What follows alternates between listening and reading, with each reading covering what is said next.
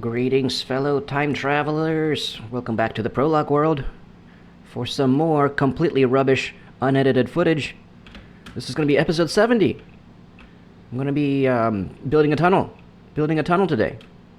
Finally, hopefully being done with the work, the death obelisk, the second death obelisk. All of the things that I needed to do for this thing. This is like the third episode of death obelisk work that I'm gotta do, but it's the tunnel itself. It's not gonna be hard. This isn't gonna be. I just needed to run from this tree out to the obelisk, and first I need to.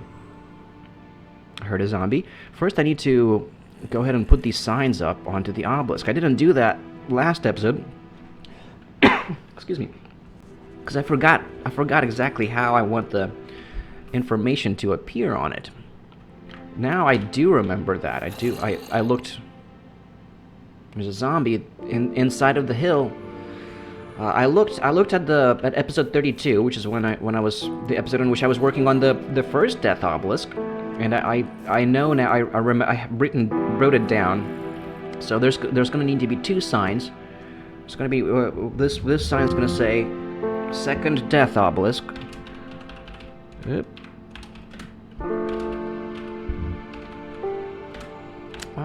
Yeah, it's going to need to go into the second line, second death obelisk, and then the date of the erection of the obelisk, which is 2/18. It was a couple of days ago when I actually built it up. All right, this is not the date that I'm actually dedicating the obelisk on, just because I had to take an extra episode to do that. I had to look back. And then the coordinates of the exact spot were at 292 west, 29 south, and that's the first sign. On the first death obelisk, I have the signs on opposite sides on the, like I have one on the other side. Since for this one, I only have this one side of it available, I gotta put the second sign on this side of it as well, and this one's gonna say R.I.P. Second Life, because this is the first obelisk said R.I.P. Real Hardcore Mode. Now it's already well beyond that. Now this is Second Life memorial, and then the day was day 178 is when I died. Oh wow, looks like we have an extra line on this one. Oh shit. I'm hearing sounds. I'm hearing pillager sounds. Where are they? Oh man, they're right there. Come on guys, I'm in the middle of something. I don't want to fight pillagers right now.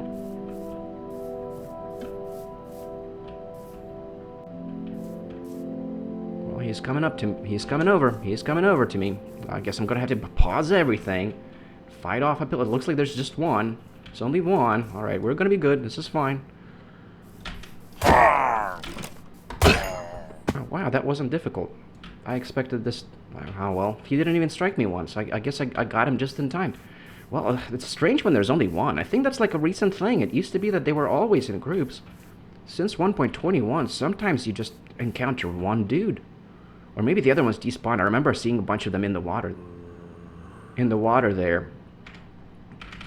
Alright, time to sleep. And then hopefully it'll let me sleep, because I'm hearing the zombie sounds. It might not let me sleep if the zombies are too close by. Like if they're like in a tunnel right underneath, like a couple blocks underneath where I'm at. I guess they're not. It's letting me sleep. Alright. Okay, well, let's get back to our sign, to where we were before the rude interruption. It is so nice that you can edit signs now. You don't have to break it down. It used to be that you had to break down the whole sign and start all over every time this happens. Alright, day 178, and then the death date. The death date was January 30th, 2025. Oh man, I screwed up the date on this one. It's supposed to say 2025. It's 2025 now, guys. Can you believe it? Already. Yeah, which is also, by the way, that's also the channel anniversary was on 2/18. So that's only a couple of days ago. I'm now, it's the 20th of February right now, the day that I'm recording this on. So we're already a couple of days after that. But the last episode I recorded it 2 days ago on the 18th, on the channel anniversary. That's how far that's how far in advance I'm recording now. I know this. I think this is slated to be released on like the 28th of March now, or 26th or 28th. I'm not sure. I have it written down in my notes. All right, that's it for the obelisk itself. Now I got to build the tunnel.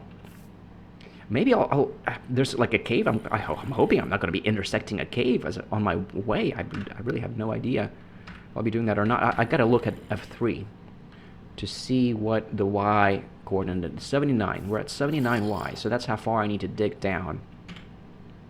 I also need to grab myself some ladders.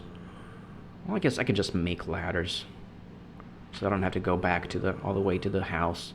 I do kind of want to get this done today. I also, by the way, I have topics in mind for today. I have some intellectual, conversational topics. All right, 79. I just need to jot that down real quick. 79. That's the Y coordinate that I need to dig down to. Because I need to start, I'm going to start at the tree and then move out and then dig the tunnel out this way. Because that way I don't have to also remember the coordinates of the tree. Right? But I'm pretty sure I built the tree. I grew the tree right at, right on the same, at the same Z coordinate, the north-south coordinate, I guess. Yeah, that's west, so that's south. The north is that way. Just strange to it. I guess it feels like the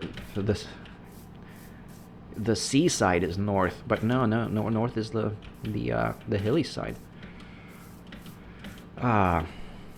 Okay, tunnel from this. I decided I'm okay with this tree. All right, it's not the biggest tree, but I don't feel like waiting for it to re-roll.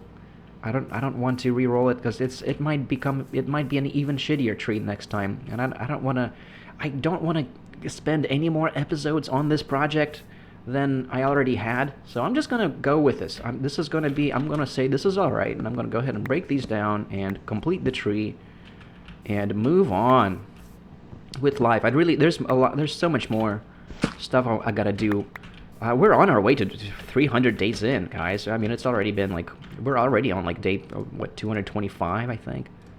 I'm not gonna even look right now. I don't care enough. We're nowhere close to day 300 yet. But I'm just saying that I kind of want to get more stuff done before it's day 300. I want to get the cow farm done.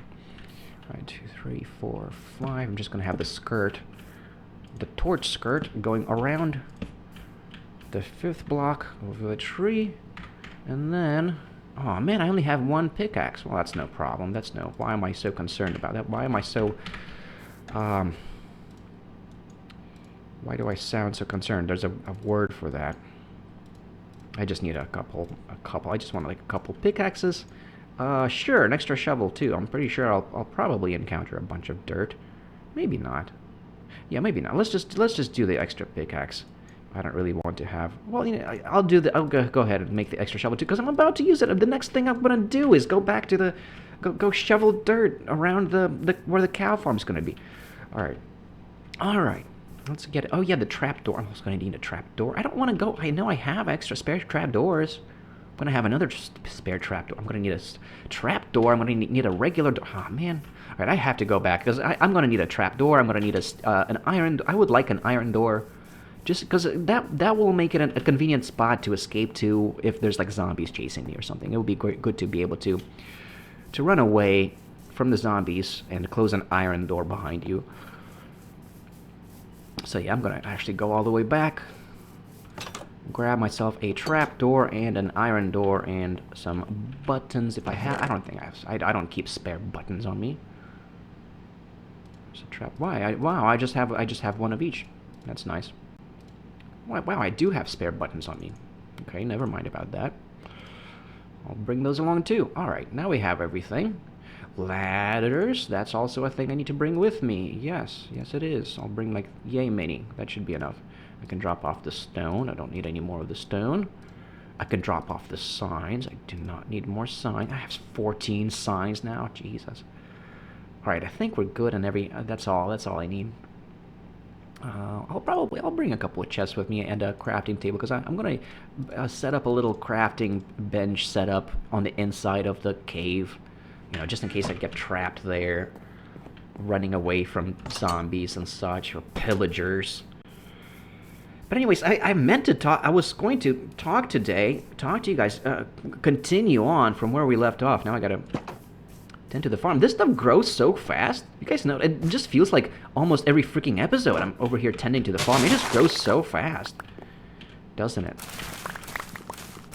But I do want to keep up with it because I'm gonna need all of this wheat for when I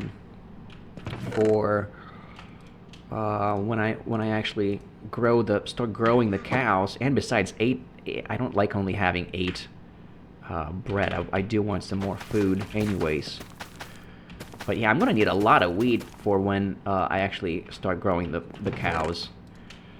I have so many seeds. That's all right. Oh, the seeds can be converted into bone meal. What did I come in here for? Oh, yeah, that's right. I wanted to make bread, just to have a little bit more than 8. 13 should do it for now. I think we're all set now. Let's go. All right, what I wanted to talk to you guys about today, I wanted to continue the conversation from last episode and keep talking about the problem of divine hiddenness and the implications of this. I mean, they're kind of what I mean by that. So these are the things I'm about to talk to you guys. So it's the implications. I'm talking about like what would we have to accept if we were to assume that spirituality is real.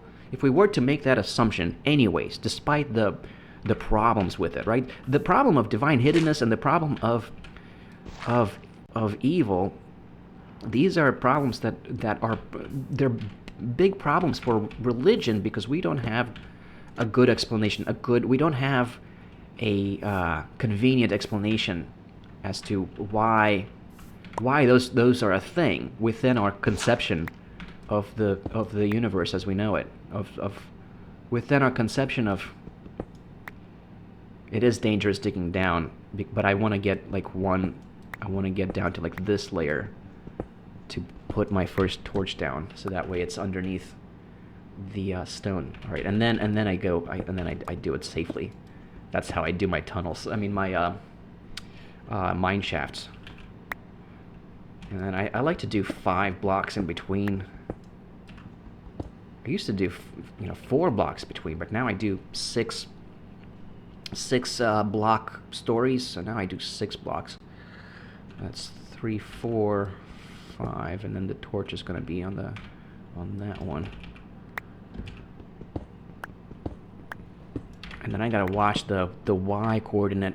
I'm going down to 79. So the shield is a little bit. Yeah, I don't really need to look at it the whole time. I know I need to go down like 2 more layers. 2, and then 5, and then.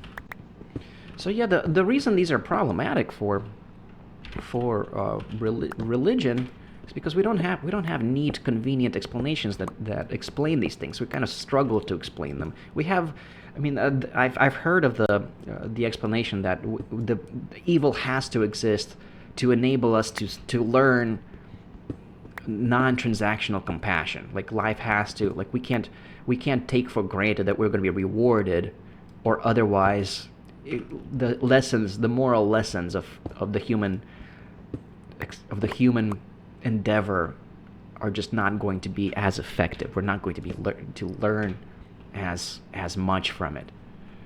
Is I think so. David Wolpe, I think, is the person I heard that from. He did like a podcast with Alex O'Connor, and I remember him talking about that as an explanation as a solution to the problem of evil. Oh man, we're already at 76. We're already 3 blocks further down from where we were supposed to have stopped. Oops. Oopsies. Yeah, we need to be at 79, so like right here. So this one's kind of, it's right where I need to start going in this direction. All right, we're good now. That should be good. And then I want the tunnel to be 2 blocks wide, so it's going to go out like a little bit in this direction too, like 1 block in this direction. And then I'm just gonna leave the coal where it's at. I'm okay with the coal. It adds to the, it gives it some character. There's some coal in here. Yeah, something like that. So yeah, wow, I'm really butchering the intellectual content, but that's kind of how that's you guys know what you subscribe to. That's how this channel is. I don't really do justice to the topics that I talk about. I just sort of ramble. I just sort of ramble about it for a little bit, but I'm rolling with it. I think it's all right. So it's just I gotta count at the same time. It's all right. I don't actually need to count now. I need torches down here. Darn it. Okay, I do have to count a little bit, just a little bit. Let's put a torch down here. Yeah, and then every 5th block in this direction. 2, 3, 4. So in this one, I'm gonna need a torch. I guess I should just go make the tunnel for where the door is gonna be. Man, I'm gonna be done with this tunnel and barely have said anything about what I need to talk about, because this isn't gonna take long at all. So yeah, there's 3 things that I want to talk about. 3 implications. I'm just gonna go straight through first. There's 3 implications that I think that we have to come to terms with. If we were to, these are implications of both the divine hiddenness problem and the problem of evil. The implications being that of like, this is what we have to accept. If we are to still believe that supernature is real, is a thing, then it kind of follows that we have to accept these 3 things. Gosh, don't that's so dark now. Maybe, I'm sorry, I thought it was the tunnel wasn't as long. It's a pretty long tunnel. Yeah, I kind of shouldn't be going. I guess I don't want to be doing that then, because I don't want to be recording in darkness. That's no fun. I guess I'll just go from here. All right. Well, that's kind of the nice thing about that is I have more time now to talk to you guys. This feels like I have more time now to talk to you guys about what I need to say. So okay, going back to my butchered this conversation. So this is and these are my personal thoughts, right? So don't look these things up, because you're not gonna find anything about this is what I called the concepts, right? So there's 3 concepts that I want to talk about, and I mentioned them in the description and the video description. And the first one is what I call a morbid incongruity. And this applies more to the problem of evil than the problem of divine hiddenness, but they kind of go hand in hand. The problem of this isn't really a problem. This is like an implication of these problems. If we are to assume that supernature is real, one of the implications that we have to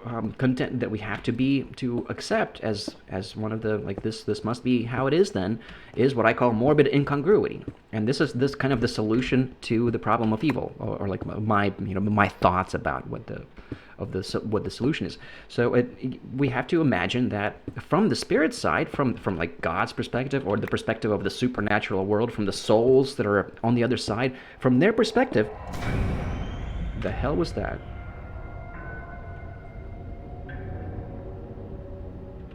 Creepy sounds. I guess that's is it night? Does that just mean that it's night now and I need to sleep? No, I don't know what the hell that was. I heard a very creepy, scary sound. I don't know what that means. It's God trying to tell me not to talk about this. No, but one of the implications is what I call morbid incongruity, and basically the idea is our sense of ethics, our definition of what's ethically acceptable, appears to be narrower than their sense of ethics, than God's sense of ethics. And I talked about this a little bit in the episode, in the first Obelisk episode, where I was talking about the problem of evil. How, like, we must accept then, like, it must seem acceptable to God that all of these atrocities, that all of the atrocities of life are a reality that are like the reality of existence that He created. That if God is a creator, if the world was intentionally designed, intelligently designed, cognizantly designed, it must mean that God must think that the atrocities of life are acceptable, an acceptable means to the end. It must mean that from God's perspective, it's acceptable that there's a bloody cost to the lessons that we're learning, allegedly, that we're supposedly here to learn. So that's a really dark reality about God. That means that perhaps he's not as benevolent as we would like to think, right? Because even if, and that's if you assume that if you find David Wolpe's, if you find that explanation, oh wow, it was like literally 1 block away from the other side. That's if you find that explanation to be acceptable, that that we're here to learn, non-transactional compassion, and you need all of the evil that exists. All of that is necessary, because otherwise we wouldn't be able to learn about it as effectively. So yeah, this is where the iron door is gonna go, and then I wanted like a little bit more space on this side, where I'm gonna put some chests down and like a crafting table and a furnace. Yeah. So like a furnace there. Let's make a crafting table. And I brought a couple of chests with me. So, oops. A couple of chests there. Birch button there. And iron door. There it is.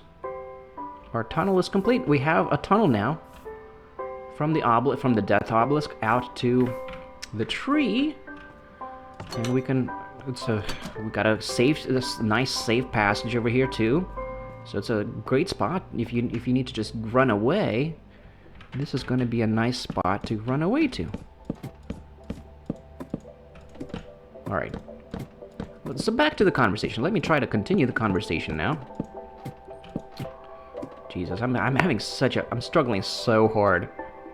I thought I saw pillagers there. Struggling so hard to stay on topic here. It's a difficult topic.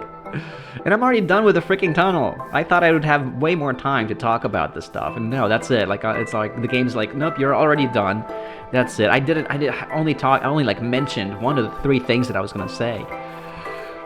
This format just does not work. This format sucks. Like it never goes right. I always end up having way more to say, needing more time. Gosh, that tree looks really funky, doesn't it? Man, maybe I should have re-rolled it. I wish that it was bigger. I wish there was more to it. Damn it. Now I want to re-roll it. It looks so lopsided. I don't like it anymore. Now that I looked at it from a distance, it's a lopsided tree. It's not right. Damn it. I don't know. I'll roll with it for now. If it really gets on my nerves, I'm gonna re-roll it.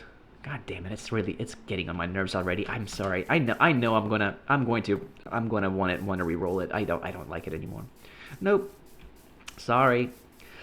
Oh man, I already put away the planks. I'm gonna make more planks. So yeah, I want to try to complete this conversation today. So there is this morbid incongruity, which is what I call it, like from God's perspective, or from the spiritual. The souls are also must partake in this morbid incongruity. They must, because all of the souls are in on it. All of the spirits in the spirit realm in heaven.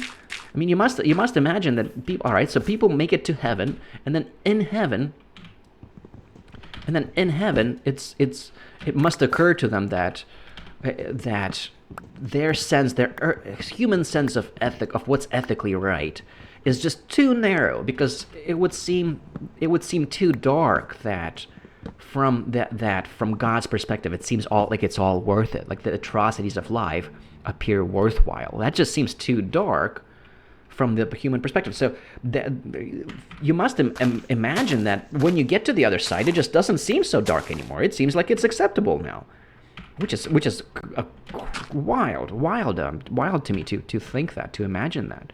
But that is kind of what we are, what we must assume. If we are to imagine that supernature is real, then we must assume that from the other side, it must occur to us that the atrocities of life are acceptable, and acceptable means to an end, and that it must seem that I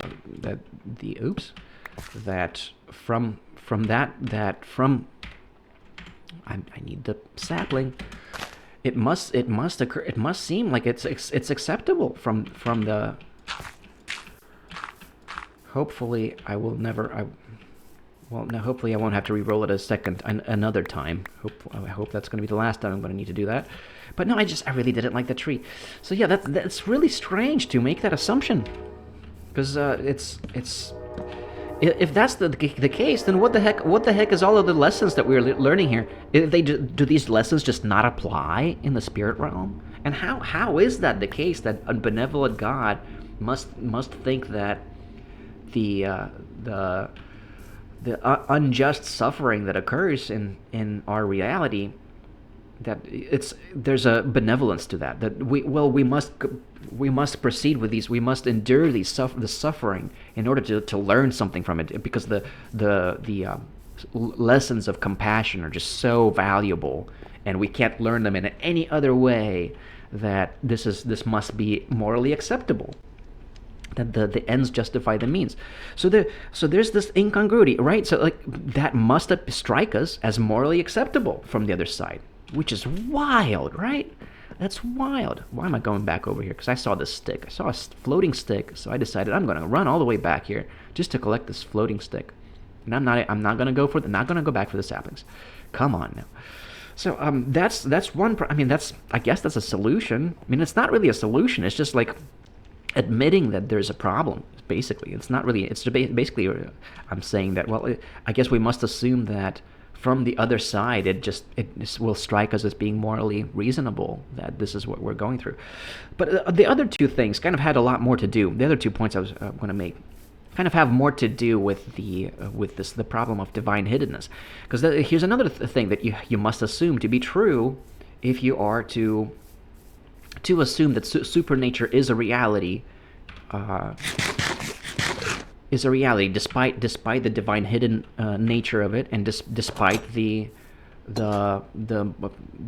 problem of evil. If you still believe that supernature is real despite these problems, then one of the things that you will have to, besides for the morbid incongruity effect, I think this is the concept that I'm calling the iron curtain, this supernatural iron curtain, meaning that for some reason it's the Fermi paradox of supernature, right? So for some reason, it seems like for some reason, the spirits, there's some kind of mass conspiracy, either a mass conspiracy or there's the iron curtain. Either the spirits on the other side, either they can't tell us about what's going on, they can't inform us to prevent further atrocities and to try to help us out of it. They just can't. So there's like some iron curtain, or the morbid incongruity is so strong, like it just strikes them. If you get to the other side, it just seems like the best thing you can do is leave us to our devices. The best thing you can do is to enable the suffering to continue, because it's just so effective and so valuable. So it's either that. And all of them, everybody must agree to this, right? And not a single soul decided to come through and reveal themselves to us in a definitive manner. So there must be some kind of an iron curtain, because that's even harder. It's even harder for me to believe that there's some mass conspiracy, that all of the souls agree with each other, including ourselves in the afterlife. You would have to assume that we must come to the consensus that it's all worth it. It's all worth it, and we shouldn't even be interfering with it. Or there's an iron curtain, so that the people that want to, the people that do want to try to reach out and warn us about certain things, perhaps. They're just not able to. So that's the alternative. Those are the two options there.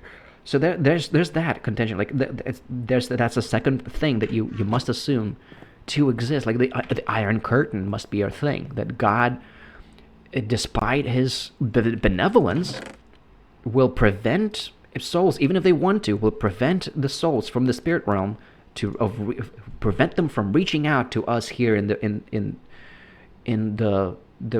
real, in our reality. God somehow prevents them from reaching out by some kind of an iron curtain, a supernatural iron curtain effect, right? So that's also like just a crazy implication of this. Wild. And then the third implication that I've come up with also, that I don't look these things up. These aren't things that you can look up. These are just my own personal thoughts. The third implication is what I call the packaged deal. And what I mean by that, I need to drop off the ladders and the slabs, my extra slabs, extra ladders, extra slabs. All right, I think that's it. I don't really need anything else. I mean, next thing, I guess I'll just go on to the next thing and start digging. I guess it's time to start digging. I can make some shovels. Let's make some more shovels and start digging. Ooh-wee. Yeah, I'm gonna need like a bunch more shovels. And then like an extra pick. And some more shovels. And we're ready to go back out there and start digging. But first, I guess I gotta sleep. It's time to sleep. So the third thing is the packaged deal effect. The packaged deal is what I refer to. This is what I called this effect where, like, the problem is why is it that it continues, right? Like if let's say if we grant the premise that there is tremendous value in the human existence and in the lessons that we're here to learn. There's a tremendous value in that. Where is the end to that? Why is it that it perpetuates? And how long is it just going to continue perpetuating like this? Is it the case that, well, it's just the more the merrier? Like, we just want as much of this experience? We just want to gather, like, basically, I'm thinking that from this, if this supernature is real, then humanity amounts to a massive data gathering operation, right? In which we're essentially here to gather data on what's it like to be subjected to the suffering that we're subjected to be subjected to not knowing what comes after life, and to be subjected to having to get along well with each other, right? So the human experience, the lessons that we learn from this, the data that is generated by our lives is just so priceless and valuable. The question is, to what extent? Is there an end to that? Does it reach a certain conclusive episode in which we can say, all right, we've gathered all of the necessary data. Now we can end this. Now we can put an end to this tragedy, to this absolutely tragic existence of humanity. Does that ever come into play? Does it ever reach a conclusion?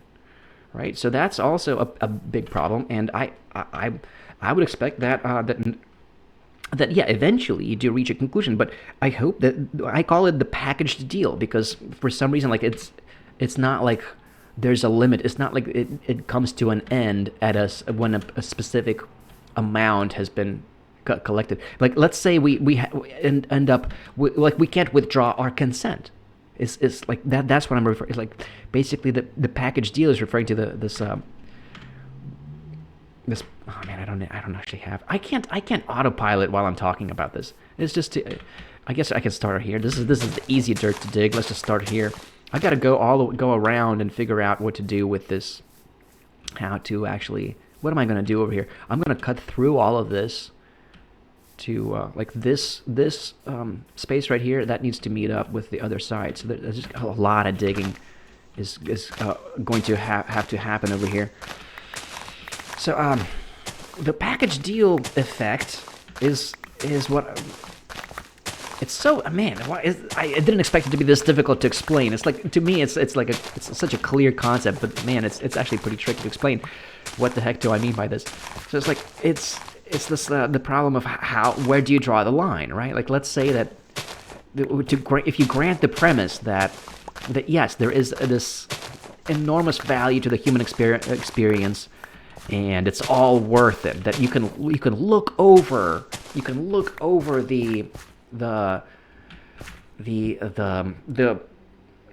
the morbid incongruity problem. If you're willing to overlook that, are you still? Is there an end to it? Like, does that mean that it's better to just continue indefinitely? That the atrocity, like the more atrocities, the merrier. Because if that's the case, then wouldn't it follow that the more terrible things we experience, the more we learn from it? Like, if we're just gathering data on how to be compassionate, and our experience of suffering makes us more compassionate somehow, and that's why the ends justify the means, according to, from what it appears to us from the other side. Is there no end to it? Or if you decide that it's not okay, like, let's say you're a spirit and you go through life, and let's say, like, before you, let's say the many lives theory is true, that you do end up the reincarnation theory, that all of that's true, and you live through a lifetime, some horrible existence, and then you make it to the afterlife, and you're like, man, that really sucked. I don't really want to keep doing that anymore. And as a matter of fact, I don't think that anybody should have to go through and do that anymore. I kind of want to bring this to an end. Like, is there anything I can do to bring that to an end? So apparently, like, why can't, like, is there enough? The question is, do we eventually gather enough experience to basically say that, all right, well, that's all we need. Let's wrap it up now, because we've gathered a sufficient amount of data to proceed with whatever we needed it for, right? To proceed with creating our the heaven, I guess. Maybe the reason we need to gather this data is because this is the data that's necessary to create the morally, to ethically sound beings, artificial intelligences, to populate heaven. And it just happens so that there's this bloody cost to this heaven of we've had to generate a lot of data from the human existence, from the human experience of suffering, in order to gather this data that we're now using to populate heaven with ethically sound artificial intelligences, right? If that's what this is all for, there must be an end to it. I guess do monsters spawn in the rain? Is it just too dark? I'm not sure how that works, but that zombie just walked out of the rain out of nowhere. I guess that monsters must be spawning in the rain. Or it's like, maybe it's dark enough under the trees in the rain or something. Perhaps it's just not safe to be out here in the rain then. I don't know. What are you supposed to do? Are you supposed to go in the mines and mine when it rains? Is that what you're supposed to do? Perhaps. I'm kind of already here now. Kind of want to keep doing this now. I have my shield equipped. If I hear a hiss, all I gotta do is turn around and put the shield up. Because the creeper's not gonna jump down on me. There's nowhere for them to jump from, so I should be alright. So yeah, I call it the package deal effect, where it appears that there must be some kind of a predetermined amount of suffering that history must unfold to some predetermined extent, before which we can't just put an end to it. We can't just say that's enough. We've had enough of it. It's time to call it a day on that, and end the atrocious human experiment. It might also be the case that it just didn't occur to God when he was creating life that there's anything ethically wrong with it, and that only in retrospect does it seem like something's wrong with it. And now God is like, well, now that I created it, I can't just undo it, because that would also be morally wrong, because I can't just kill all of these people, because so that they don't have to suffer anymore. They're already in existence. Well, see, the problem with that would be that that's where the problem of the package deal comes from. Like, if that was the case, then it would have ended by now. Like, if God would, if it was possible for God to just change his mind about this and say that, all right, well, now that I know how terrible it is, let's put an end to it. That it would have happened at some point. It would have already happened. Like, it would have already come to completion. But because it continues on, it must mean that there's a package deal, right? So even if we learn from this experience that it's a terrible thing, that it really shouldn't be happening, we can't do anything about it. And perhaps God can't do anything about it either. It's already set in motion, right? I really feel like I completely botched these topics. I wanted to, and perhaps this format just sucks. Like, it's just completely ineffective because I'm not getting through to anyone. There's no way that anybody followed that and made any sense of that, right? I'm talking to. I want to drop off this dirt somewhere, but I don't really have I guess this is my dirt chest for now. I need to finish the basement so that I have a better dirt chest. And then next episode, I already have footage. I've already flew around the outside there to figure out what to do next. Next episode, I'm just going to continue landscaping. Perhaps I'll come up with something else to talk about, some other topic. I basically covered everything that I wanted to say. So these are problems that I'm seeing with the spiritual consideration. Like, if you are to, with the assumption that despite the massive problems of the problem of evil and the problem of divine hiddenness, if despite these problems, if you still think that there must be some supernatural reality, these are the three problems that, the three implications of these problems that I came up with from my thinking about it. It makes no sense, right? It just doesn't. It's not an. I didn't do it justice. I don't think I spoke clearly about this stuff.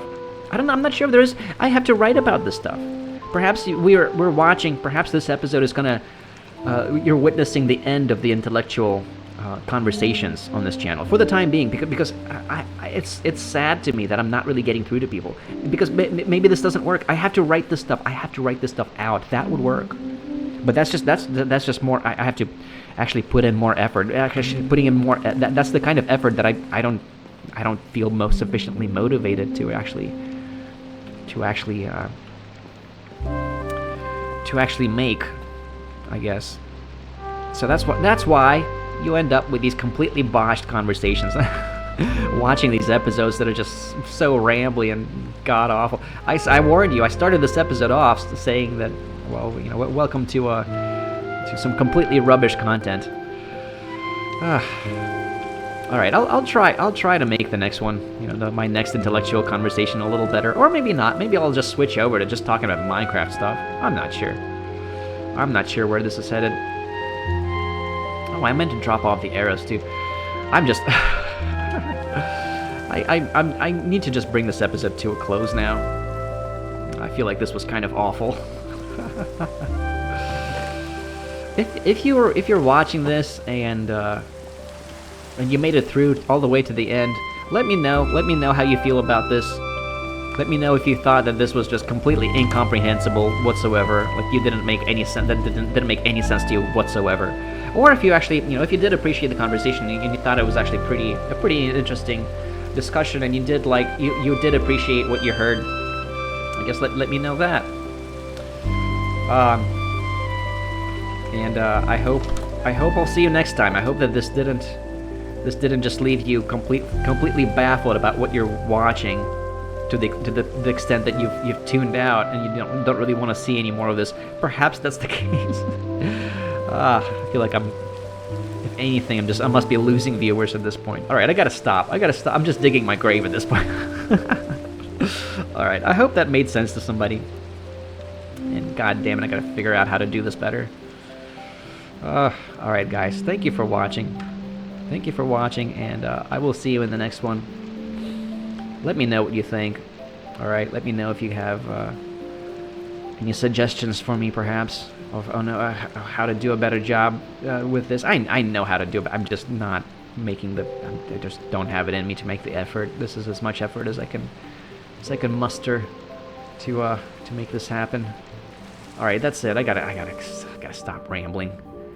Aimless rambling in the Prologue world. That's it. That's it. Thank you for watching. I'll see you guys in the next time. Shadowlay, my fellows. Shadowlay.